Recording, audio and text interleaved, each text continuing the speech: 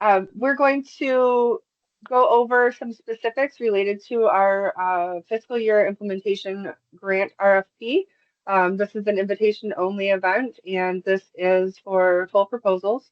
We'll be going over processes, priorities, and tips for application today. Your speakers today will be myself and Rob Selesky, who will introduce in just a little bit. Just for session logistics today, again, please, for those of you who've been on for the last 4 minutes or so, please give us some grace.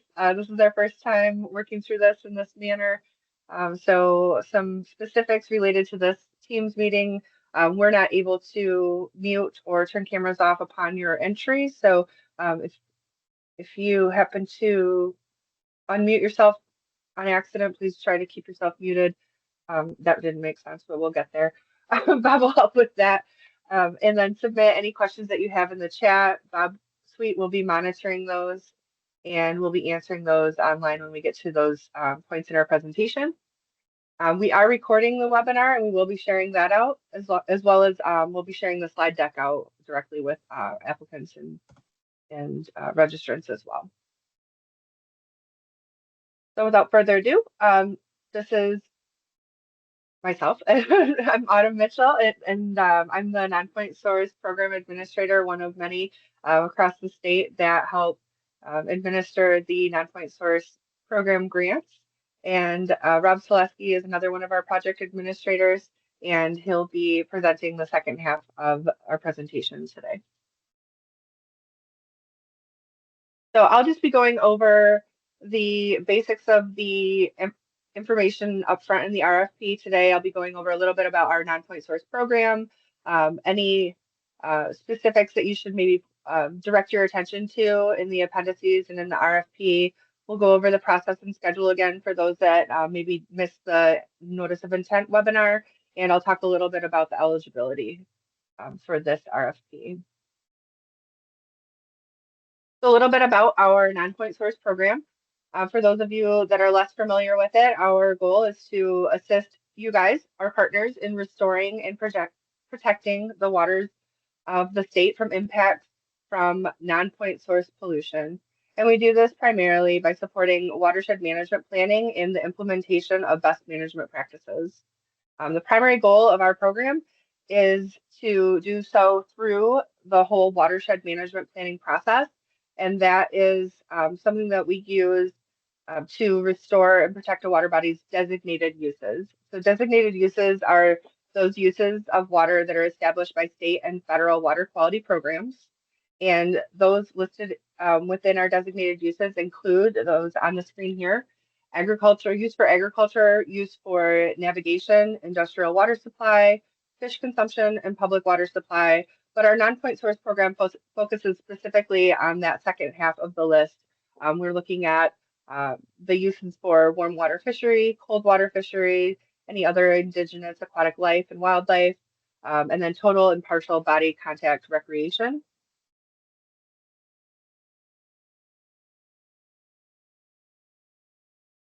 Some of the technical support that our staff can provide to our partners includes landscape analysis or characterization of your watershed, environmental monitoring, social monitoring, education and outreach support, the implementation of best management practices and watershed management plans, engineering, and then we, of course, do that primarily through the distribution of our pass-through grants.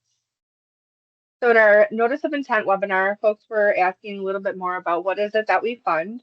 And while we don't have time to go into specifics about particular projects today, I just wanted to show folks a little bit about some of the broad ideas around some of the projects that we've done in the past and that we fund typically in our program. So comprehensive agricultural projects, land protection, conservation easements, green infrastructure and low impact design projects, shoreline protection and stream restoration, on-site wastewater management, meaning septic related projects and others similar. We also focus on outreach and social marketing. And we obviously do that through watershed management plans and updates.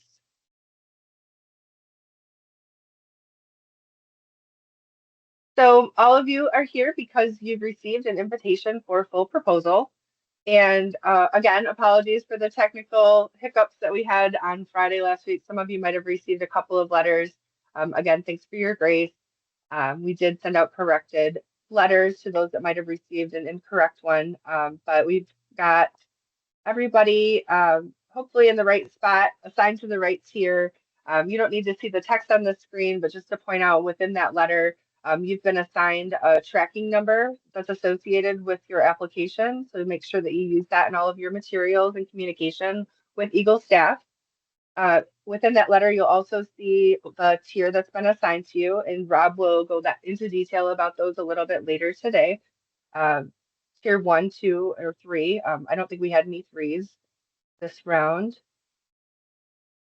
Your district staff or your Nonpoint Source technical contact will be listed on that letter, in addition to their contact information.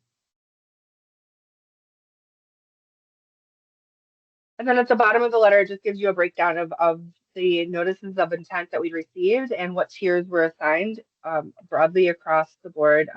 There's about half of you that were assigned to a tier 1 or a tier 2, and those tiers were assigned based on the very general summary of the notice of intent. So your tier might change as your proposal comes in, but we like to do that ahead of time just to give you an idea of kind of where you're sitting. And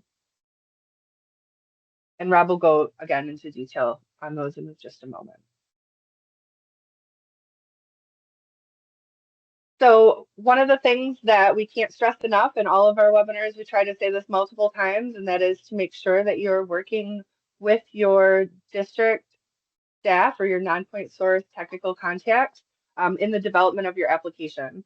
We also have specialists across the program that can help you in specific activities that you're planning within your proposal so that you can try to have the best proposal possible, making sure that you're following our Nonpoint Source guidance and any technical support that we have. We want to make sure we get that out to you. So reach out early on to your district staff and they can help connect you to the right specialists if we need to pull them in as well. So the way that you find who you need to talk to, if you need to, if you can't find your letter or you just want to go to our website and find our staff contacts, I'll walk you through a little bit of what that looks like. On our website, on our homepage, and that's michigan.gov/NPS, you'll be taken immediately to the home screen of our program pages. And on the upper right-hand corner is going to be a link to all of our staff contacts. And the district staff map is going to be your kind of first stop. That has everybody listed based on your geographical location, and you'll want to reach out to that person to work directly with them as you develop your proposal. But again, please do so early on. The earlier you reach out to them, the easier it is and the more time we have to be able to provide the support that you might need for your proposal.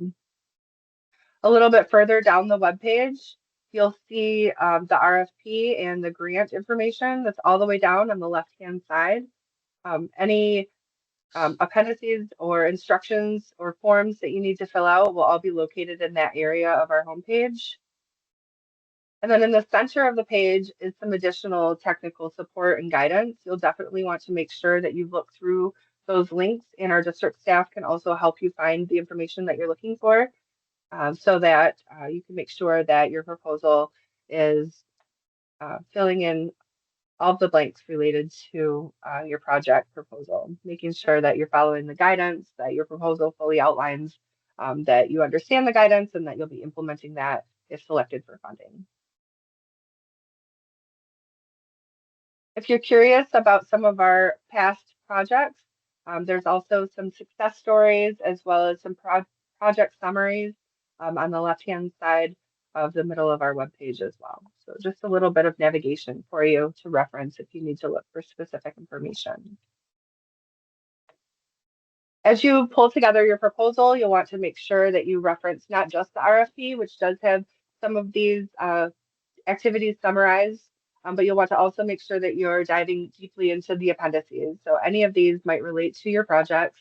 and you'll want to make sure you go through all of those that are applicable to you.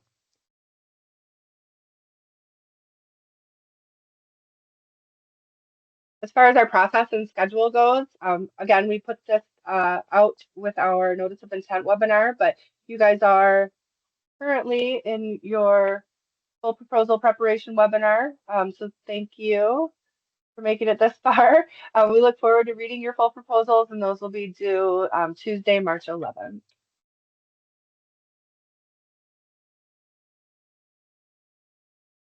So the next portion that I'm going to go through is about eligibility.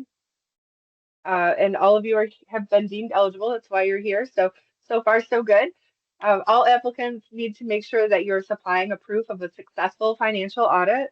So make sure that that period of your audit ends sometime before January 9th of 2023. So that's 2 years prior to when the RFP for this opportunity was released. We also want you to be in good standing with EGLE programs, must not be an Iran-linked business, and not on the federal debarment and suspension list via sam.gov. Ineligible activities include activities that might be required by permit, law, or enforcement order. That includes MS4 permits to make sure that any activities related to those areas would be above and beyond anything that your permit requires. We also do not fund maintenance, excuse me, we also do not fund maintenance activities. We can provide for maintenance of a BMP during a project, but ongoing maintenance is not eligible. And we also cannot fund land acquisition in fee simple, and we cannot fund point source related projects. And a lot of that ineligibility is related to the federal guidance that this funding opportunity comes through. So eligible activities include those that are going to restore and protect waters from impacts from non-point source pollution. We look for high priority recommendations located in critical areas from your watershed management plan. And those plans should be dated prior to the release of this RFP, which was January 9th of this year. We also look for high priority recommendations located in critical areas in US EPA approved tribal non-point source management program plans. And our program and our selections are guided by Michigan's non-point source program plan, which will be linked in the slide deck. That can also be found directly from our homepage, and EPA's 2024 non-point source program guidance for states and territories. Excuse me. There might be some questions out there about whether or not some of those guidelines might change. We have not heard anything. And the RFP and this opportunity will be following these guidelines unless we are told otherwise. There are this year and a little bit from last year some eligible activities that are expanded for folks, specifically for those in communities with environmental justice concerns. So we're also this year able to fund capacity building projects for non-point source related work. And these projects can include community demonstration projects that address known pollutants as long as they're paired with a watershed management plan project. So obviously we can also then fund watershed planning in these areas. And there might be potential for using an alternate approach. If you are wondering more about that, that might be more of a specific case and scenario that we would need to work through with you. So again, another reason to contact your district staff and work with our technical experts. Any watershed planning in other areas is not eligible for this opportunity unless it's being used as a technical update and paired with an implementation project. So we always get a lot of questions on what the threshold is for communities with environmental justice concerns. That has not been defined for us, and therefore we're not defining it.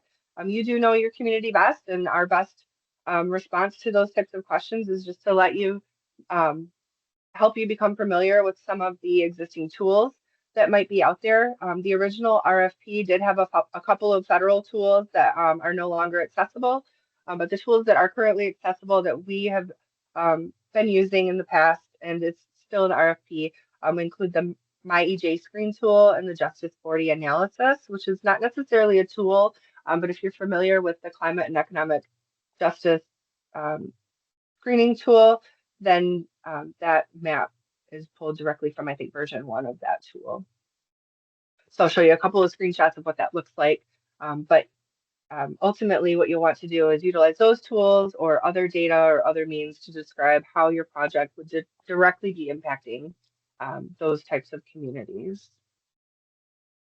So as far as the MyEJ screen tool goes, when you arrive into that interactive map, you can type in your address or zoom into your location and utilize an overall score to help with your narrative. You can also utilize, you can drill down into the data a little bit by clicking various links. There's a report that you can pull some graphs and charts. And if you need support with this, we don't want you to flounder. We want you to reach out to us. There are some of us on the team that are very familiar with these tools, and we can help you in those regards. Same thing with the Justice 40 analysis. A little bit on this screen here, it just kind of shows you, you'll see, if you are familiar with the CJS tool, you'll see a similar map. And this website has taken that map and has done some analysis on the program, but it can still give you some good data. For example, in this area, it shows the environmental threshold that a community has, and then it also indicates there's a socioeconomic indicator that's paired with it. And so again, if you need help with that, Bob, Sweet, or I can help you work through some of those details as well. So I don't want to spend a lot of time on it here, but just know that there's still some support out there for you if you are familiar with some of the tools that have been discontinued currently. So other eligible activities and some program emphasis to share with folks. We have 3 program areas of emphasis in addition to some of the tiered activities that Rob's going to talk about later. Our first includes reducing phosphorus to Western Lake Erie. And in that, we're looking for projects that make substantial progress towards reducing both the soluble, both soluble and reactive phosphorus and total phosphorus. In doing so, we're looking for at least 40% or higher reduction on site. And that can be shown by modeling, design performance, or other methods. A second program of emphasis that we look toward is our low impact design and green infrastructure projects. So these are for watersheds that might be impacted by unstable hydrology. The LID, or low impact design, and GI, or green infrastructure, is a priority activity in your watershed management plan. We would look to make sure your project's focused in critical areas that are identified within your watershed management plan. And priorities given for projects that use the 2-year 24-hour storm as their basis of design. Projects that are designed on a site basis should reduce runoff from the site to pre-settlement or undeveloped volume. And those that are designed on a catchment basis or defined area should also reduce runoff from the site to pre-settlement or make substantial progress towards meeting this goal. Our third program area of emphasis is for agricultural practices. So we're looking for a comprehensive approach there. There's 6 targeted approaches that we look for: cropland management strategies, livestock strategies, drainage water management strategies, advanced nutrient management strategies, and no-till, as well as cover crops. The agricultural practices and the low impact design and green infrastructure both have extensive information that you should reference in the appendices. The agricultural practices are outlined in Appendix K. I think the low impact design and green infrastructure is J, if I'm not mistaken.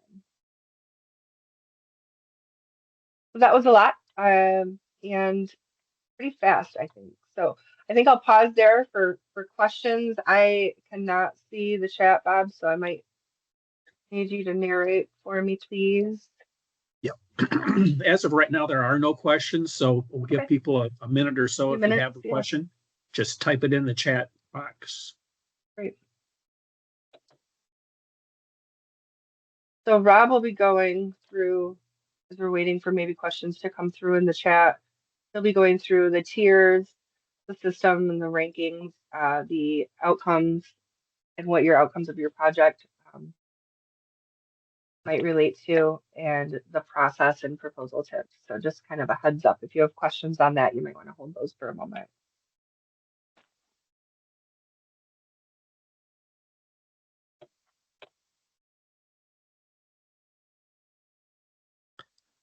So far, no questions. So let's push along. If you do have a question, you're typing it in now, we will get to it in just a few minutes. So great. Go ahead, Rob. All right, upwards and onwards. Thanks, Autumn. And hello, everyone. Thanks for joining us this morning. I'm Rob Selesky, Nonpoint Source Program, also a project administrator. I'll be covering the second part of the presentation here. I'm going to do a review of the tier system and how we use that during our proposal evaluation and ranking process. A review of the outcomes that we're hoping to see from these projects and how that ties into our evaluation and tier and ranking system.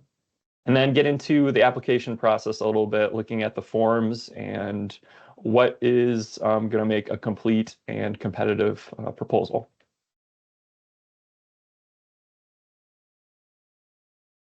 All right, so if you were on for the NOI webinar, you'll remember that we went through what the tier system that we utilize is all about. So there's tier 1 projects, which are the most competitive, and tier 3 projects, which are the least competitive. Autumn mentioned that this go around, we only had tier 1 and tier 2 projects. Those are split pretty much 50-50. But tiers, again, are assigned and assessed based on what kind of project that you're proposing to do, whether it's a restoration project in a watershed that has impairments, or if it's a protection project working in a watershed that does not have any listed impairments. We also have education and information projects and capacity building projects that Autumn touched on as well. So looking at the project type, what the outcomes are of your project, if you're going to be able to demonstrate measurable water quality change or changes in knowledge and behavior. And then, of course, looking at things like how consistent the project is with our RFP, if it hits on the areas of emphasis, and if it's consistent with our program plan. So tier 1 proposals and projects are the most competitive and will be considered first for funding, with tier 2 being the next most competitive. So as part of your notice of intent that you submitted, you should have gotten your email response. Autumn kind of went through the highlights of what the important information in that email was. And in that email, you had a tier assigned to your project based on the information you included. So that is helpful, hopefully, for you to know kind of where it stands based on that limited information that is included in the notice of intent. But I just want to make this clear that just because you were assessed a certain tier for your NOI does not mean that that is what your full proposal will be. This is the chance now to really flesh out your project idea and make sure that you can connect your project goals and objectives, match them to the RFP, and demonstrate how you're going to make measurable change and make it a competitive project for us to select. So that's an important thing to remember. Just because you're a tier 1 project in the NOI stage doesn't mean your full proposal is going to be a tier 1 automatically. You got to put in the work here now to really flesh out those details. And of course, tier 3 will be considered last. We didn't have any this time around for the NOIs, but that doesn't mean it potentially could go that way for the full proposal. And again, if you haven't reached out to your district person, Nonpoint Source staff, to get a hold of comments or to get feedback on your NOI, definitely do that. That's a great first step if you haven't done that already. So quickly, just to go through those project outcomes and how those are attached to the tiers and our evaluation of proposals. For restoration projects, our gold standard is to see measurable water quality improvement. So if we can through your project, if you're going to fully restore a water body for all its listed impairments, if you're going to focus and just work on restoring one specific cause of impairment, or if you can show a 40% improvement in a 12-digit HUC watershed, that'll get you to be a Tier 1 project, meeting that first bullet there, the US EPA strategic targets that we're given and work with. You can also work at a more smaller scale and show measurable water quality improvement at a specific site. That'll get you to be a Tier 1 project as well. And for restoration projects, if you're just going to be making substantial progress towards the reduction targets in your TMDL, if you have one, or your watershed management plan, that will get you to be a Tier 2 project. For protection projects, so projects in watersheds that don't have any listed impairments, if you can show, again, if you can show a measurable improvement at a non-point source impacted site, that'll get you to be Tier 1 project. Or if you're showing substantial progress towards land use protection targets in your watershed management plan, largely that's through things like conservation easements or ordinance development, that will get you to be a Tier 1 protection project. Outreach and education projects are capped at Tier 2, so we do fund those. But if it's a purely I&E project, the best it'll come out to be is a Tier 2 project. And obviously, lots of projects incorporate different elements. So we try to evaluate you based on what the predominant part of your project is. So if you have a mix of different kinds of tasks in your project work plan, we're trying to judge things based on where most of the work is. So here's just a quick screenshot of where we are historically with the tiers and where those tiers shaped out to be for funding, and where we were for FY24 and FY25. So for 25, we had 22 NOIs, 10 were Tier 1, and 12 were Tier 2. Historically, we funded about 40%. 40% of the projects we funded are Tier 1. So this is, as I mentioned before, this is the time to put in the work to make sure that you're matching your project ideas with our priorities. Work with our Nonpoint Source staff to make sure that your proposal is hitting on the things that are important when it comes to the evaluation criteria. Now's the time to make sure that you can ensure you have a Tier 1 project, or to boost it up to a Tier 1 if you are a Tier 2 in the NOI process.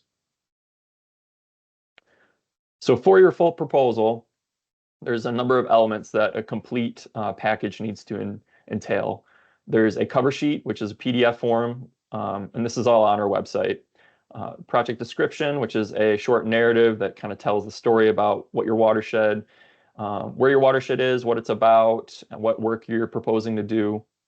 The work plan is where you can go task by task and show us how you're going to achieve the goals of your project. We also have a budget form that's in Excel format. There should be a timeline that shows by quarter what tasks are going to be achieved and when.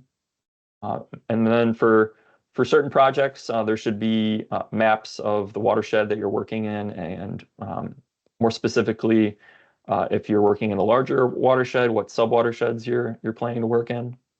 And then an audit letter, and depending on the type of project, there's some other required attachments as well. So we're going to go through those now in a little bit more detail.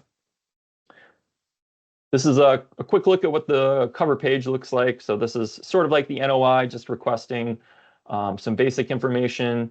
That tracking code that was given to you in your NOI letter, that is your tracking code number. So make sure that that is correct and put in here.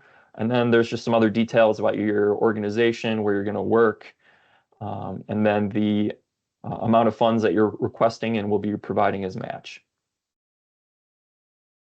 So this is a fillable PDF form. You shouldn't have too much trouble to get that working, but if you do, let us know. You can download it and save it to your computer. I know some people have run into issues with trying to use like the online version of it. So make sure, if you're having problems, first to download and save it first, and see if that fixes any issues you're having. And definitely reference the instructions. Have the RFP at your side when you're going through this, to make sure you're clear and understand what information we're asking for, and you're putting it in the right spot.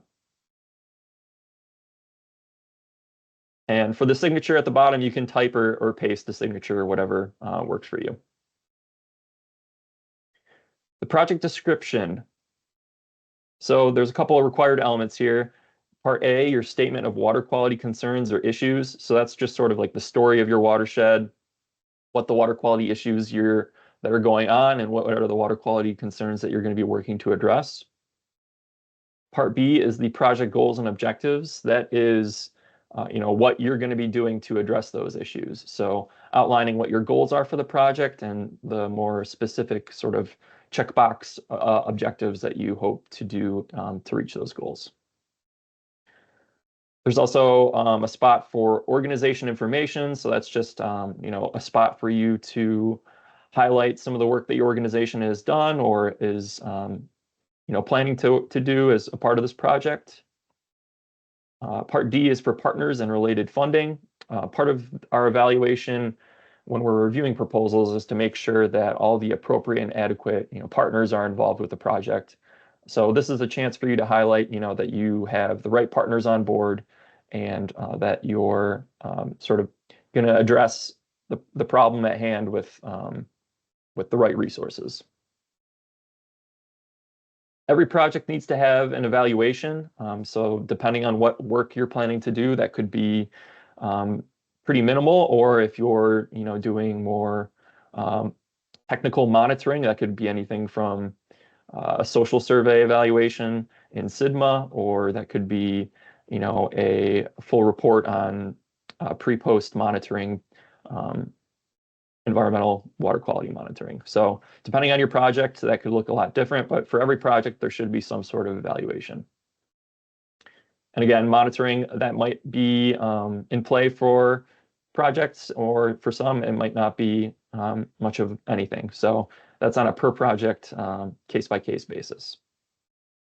And then part G, your project summary, that's just sort of your elevator pitch, just like a real quick paragraph of what your project is about, what issue you're going to address, how your project is going to fix the issue or work to fix the issue.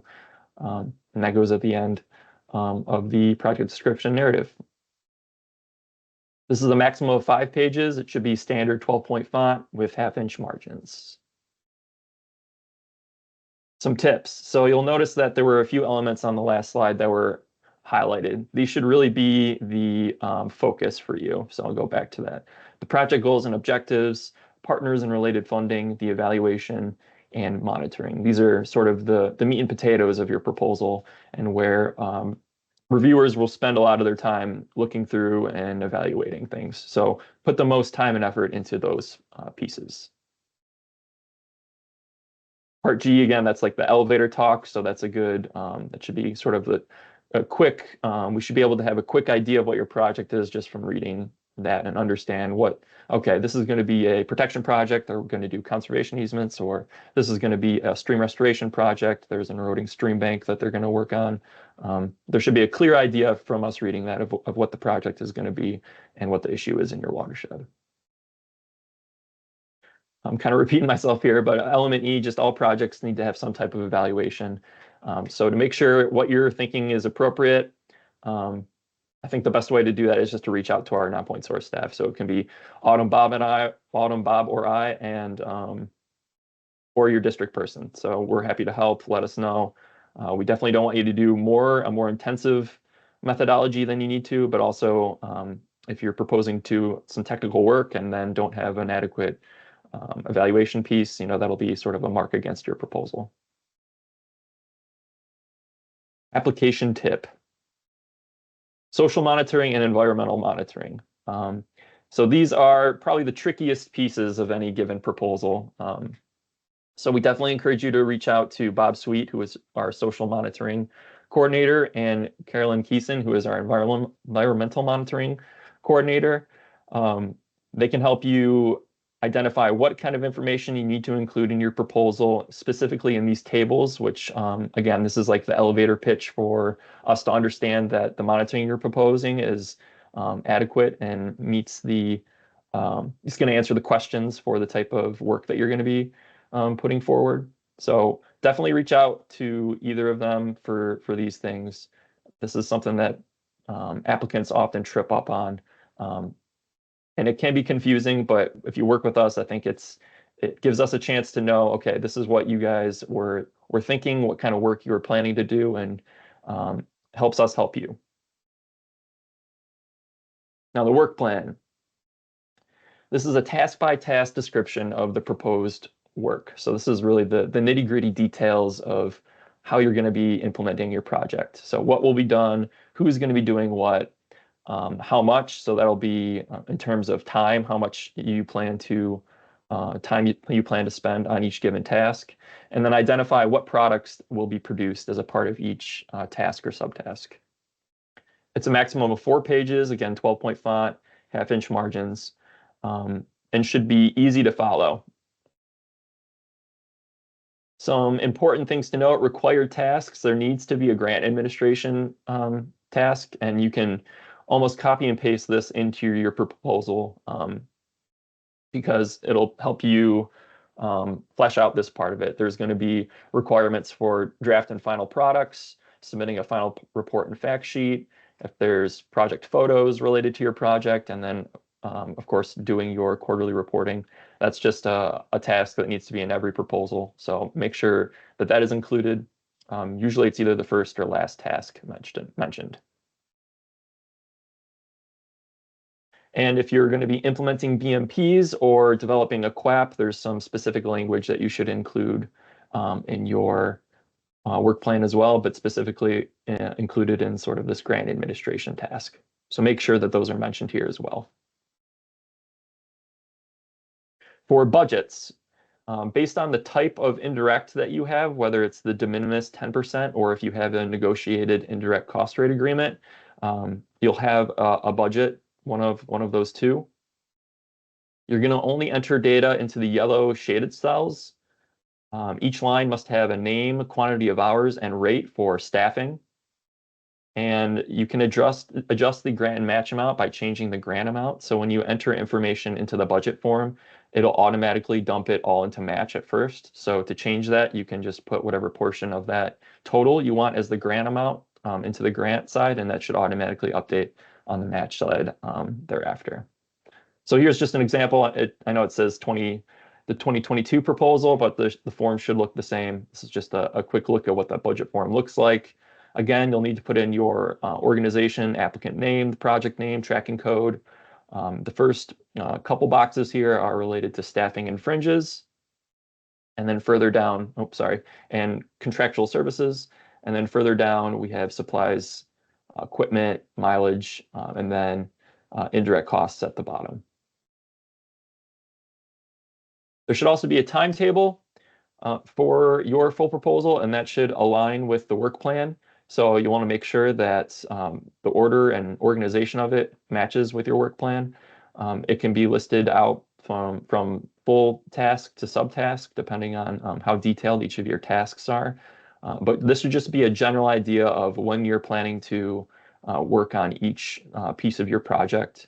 It doesn't need to be perfect. Obviously, depending on when we can get grant contracts signed, might impact when the project starts. But usually a safe time is like fall, end of summer as a project start time. So I mentioned before, there's a few attachments that are required and some others that may be required depending on what kind of project you're working on. You need to have a map of your watershed and an independent auditor's letter included in your full proposal. If you're working in an environmental justice community and you're using that as part of leverage for why your project should be funded, statement on that, on implementation or hydrology and morphology, those are all required if you're working in those specific project types. If you're going to be implementing any sort of physical best management practice or implementing like conservation easement, you'll need to have a best management practice form. And that just shows us what type of practices you're planning to do, if you know the locations of where those will be, what those are, and then roughly the amount of funds that you plan to spend and match that'll be earned as a part of those BMPs being installed. If you have site plans and photos, those are really helpful for us as well. Letters of commitment are a nice to have. Letters of support, not as important. It's great if we know that you have the support of people, but if there's important partners that are going to be committing to do work on the project, it's good for us to see that, yes, you've communicated with them, that they're on board, and they know what their commitment and responsibilities will be if the project is funded. And if you're doing infiltration BMPs, having a soil boring attached also, again, helps us get to understand and be able to fully evaluate your proposal with all the information that we can. So here's just an example of what a map and site plan might look like that you'd attach, highlighting where the work in your watershed is being located in, and a quick aerial review, and then a sort of a quick and easy design site plan. Here is an example of a letter from an auditor, from your auditor report. It should be on the letterhead from that organization. It needs to be signed. It needs to say independent auditors report at the top.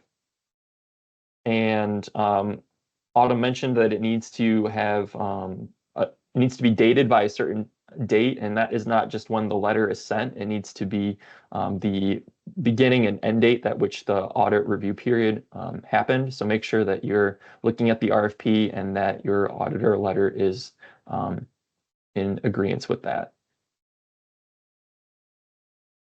Here's a look at that BMP form I mentioned. So again, just some basic information: organization name, project name, tracking code.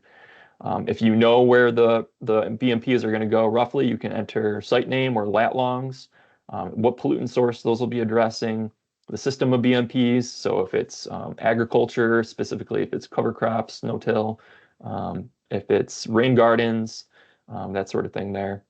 The estimate of the cost per site, and then how those funds will be broken out, if it's going to be 100% grant funded or if there'll be a split between grant and match. So in total, putting your full proposal together, you should have an electronic copy that entails a cover sheet, project description, work plan, budget, timeline, map, audit letter, and then depending on what your project is, some of those other required attachments I mentioned. Getting your proposal to us. It needs to be emailed to this email address here prior to 11:59 on Tuesday, March 11th. It should be a single email. It needs to be less than 35 megabytes in size. Zipped files are acceptable, and files can be sent as a single searchable PDF or a mix of Microsoft and PDF files. We will acknowledge receipt of your emailed proposal within 4 business hours as well. And with that, Bob, I'm going to kick it to you, and we can go through some questions if we have any, or if there's anything I missed, we can go through that too.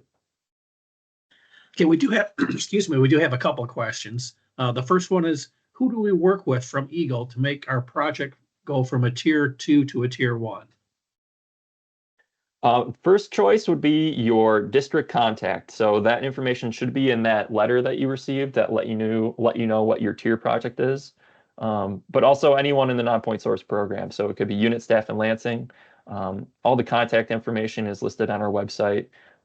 So yeah, work with us frequently and often. I did place a link in the chat to the NPS homepage as well as to the staff map. So if folks needed to access that. Cool. Thanks, Autumn. Yeah, also, I wanted to mention that during our review of the notice of intents, we do generate comments, and some of those might be helpful to you as you're looking for your towards your full proposal. And those comments, again, are due from your district staff people or any of the unit staff. Next question. Is there any concern on EGLE's end about our focus on climate in the proposal, given the new administration's priorities? And I believe the funding is both state and federal. Yes, so there's lots of uncertainty in the air these days, but we've talked about this internally. Ultimately, I think this is pretty clear in the RFP, where projects are evaluated on the water quality impacts that they're going to provide. So that should really still be the focus of the proposal, and that's what's going to make your project competitive, is how much it matches up with our RFP and how water quality is going to be improved. So I don't know, Bob, if you want to add anything to that, or Autumn, but that's sort of my feeling on it, and sort of what we talked about, I think. Yeah, there are both state and federal funds involved here, but our state funds have to meet the same standard as the federal funds in order for us to be able to use it as match. From the federal level, it's a 60-40 split, 60% on the federal side, 40% is our state required match. Using state funds, we can lower that for you guys, and which is why we've asked for either 25 or 10% as a minimum. But to do that, we have to make sure it still meets federal criteria. So there's not an out on this RFP for going against the federal guidance. And whatever comes down eventually is what we will stick with.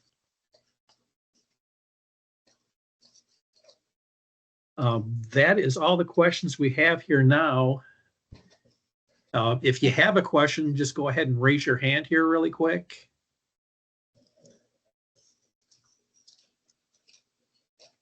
All right, while we're waiting on any last minute questions, there's a few wrap up slides here, just some proposal tips and tricks. We have one from Nicholas. Okay, yeah, sure. Nicholas, go ahead and unmute and ask your question. Yeah, thanks. Just for the soil borings, are you just looking for pictures or in a description, or what are you exactly looking at for soil borings? Or is there a form? Bob, do you want to answer that one? Yeah, there is not a form.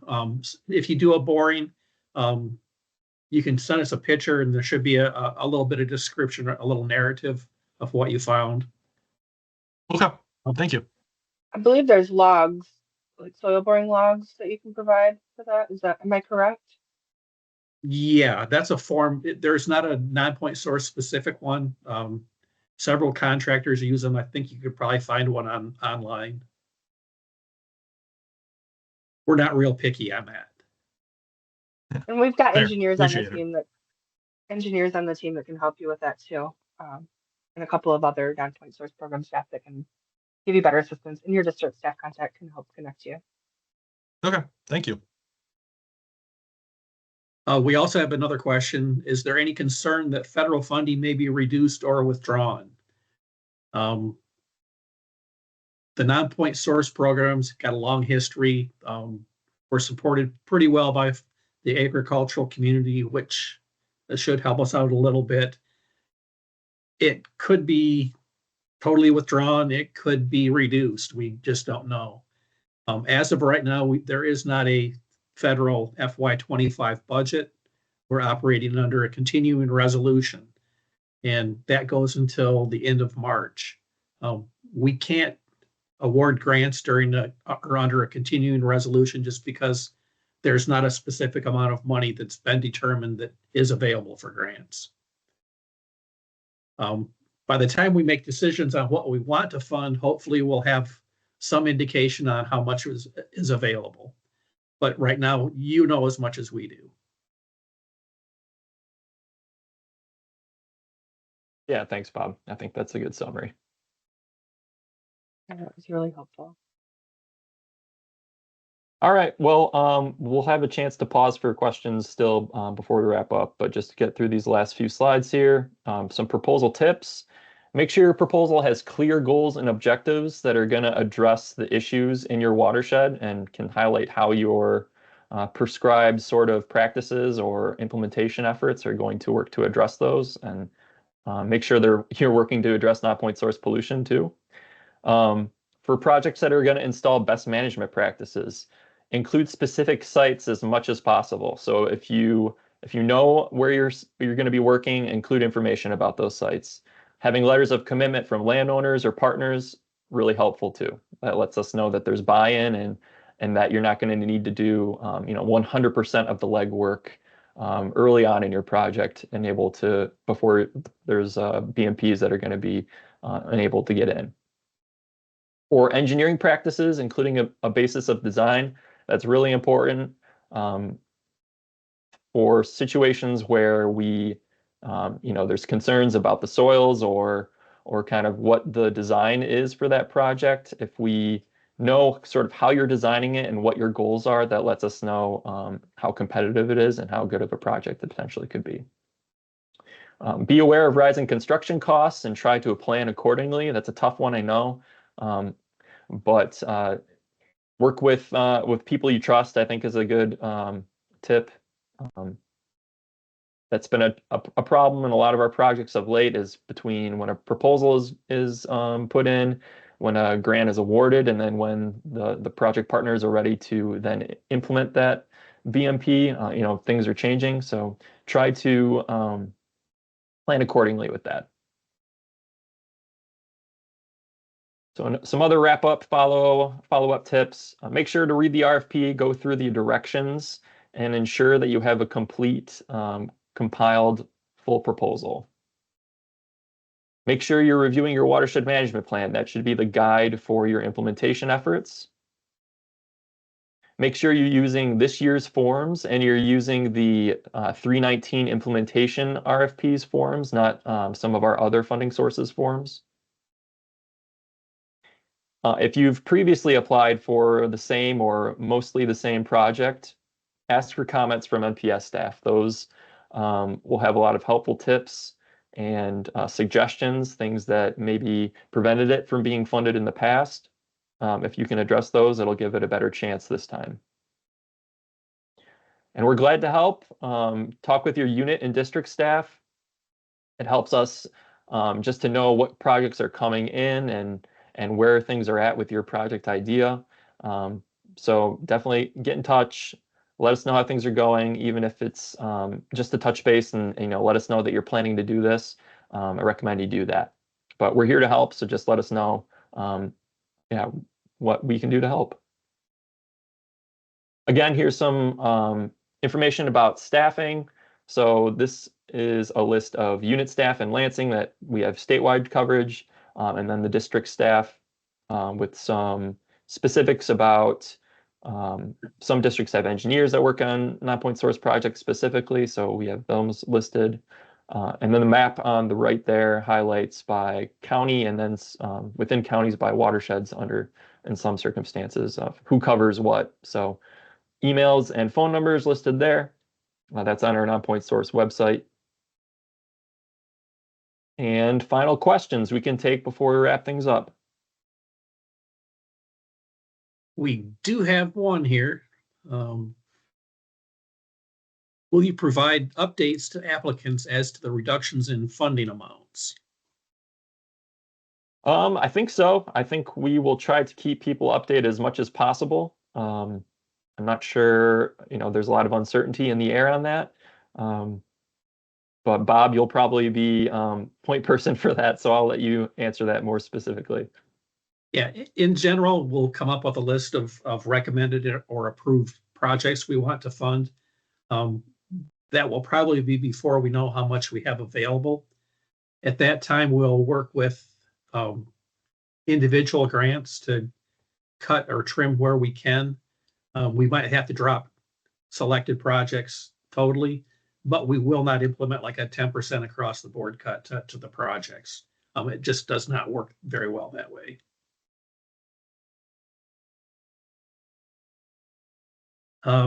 Next question, when will funding recommendations be done? Is there a project time period or project time period? Do you want to take that, Bob? Sure. So definitely we cannot make any decisions before we have a federal budget. Once that happens, there's a 30-day at least hold period by EPA before they can then release fundings. So at best, it's going to be midsummer, and our selection process should be done in about that same time frame. So it's, like I said, when we get the federal budget, that's kind of what starts the ball really rolling.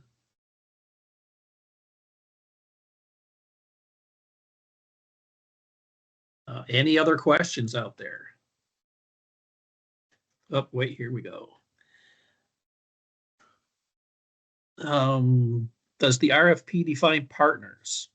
I plan to engage some other groups for letters of support, but we do not have them tasked with anything related to the implementation project. Are they partners if they support our work in the watershed? I think for the proposal, in the narrative project description part, you really should focus just on the folks that are going to be contributing to the project, since it's a limited space to have there. It's 5-page total. So I would limit that to just the folks that are actually going to be, working or providing match, what have you.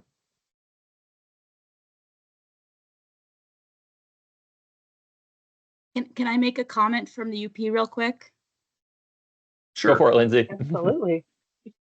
I'm just wondering if there's a difference, maybe good to explain here, between a letter of commitment and a letter of support. Letter of commitment is something I believe we require. A letter of commitment is something that the grantee or their another entity is going to provide, either some kind of physical volunteer work on the grant or some monetary support. I shouldn't say the word support, monetary commitment, versus a letter of support is just, I think, what the person was asking for, just generally people, other agencies supporting the project, but not necessarily making a financial or volunteer commitment. Yep, it's a good distinction. Yeah, letters of support are nice, but that doesn't give us a lot in terms of evaluating proposals. We're really interested in knowing what partners are coming to the table, and if it's a complete project team that's going to be able to follow through on the project goals and objectives. I think that a lot of times we get questions related to project timeline and when they should start that. Are we all on the same page? Do we think maybe in October 1 would be the earliest that we should be looking at, October 1 of this year? I think Pretty good guidance, yeah. Yeah. It's potential. I mean, depending on what your project is, if there's something that you're really hoping to get started on before that, I think it's okay to let us know and to start a little bit earlier. But I think, yeah, fall is probably a more realistic guideline. Typically, we say that we'd like to have all contracts signed within 90 days of award. Mm-hmm. And it generally takes about that long for us to work through the contracting process, especially when we have a big slug of new contracts coming through. Having said that, we have signed grant or contracts within 3 days of the award, but that's not typical, and there's a lot of upfront work we have to do for that.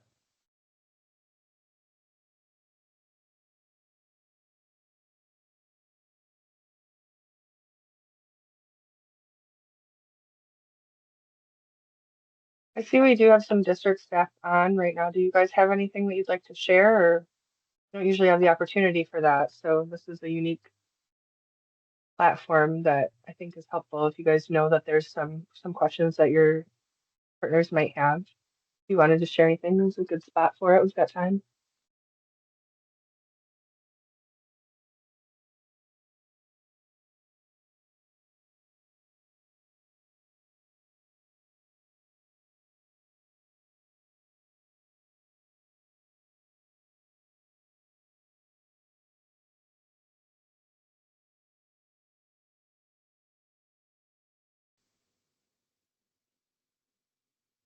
Well, they don't want to give it away too much. They want people to reach out and contact them first, which that's a good strategy. I like that. So there's not anything else. I think we can wrap things up here. To the best of our ability, we're gonna try to send this out to folks and then have the slide deck sent as well. So you'll have that to reference. And if you think of other questions, don't hesitate. This is Autumn, Bob, and my contact information here.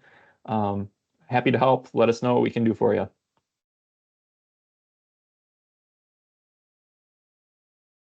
With that, I think we'll wrap things up. So thanks for joining us today, guys. Good luck, and hope to hear from you soon. Thanks again.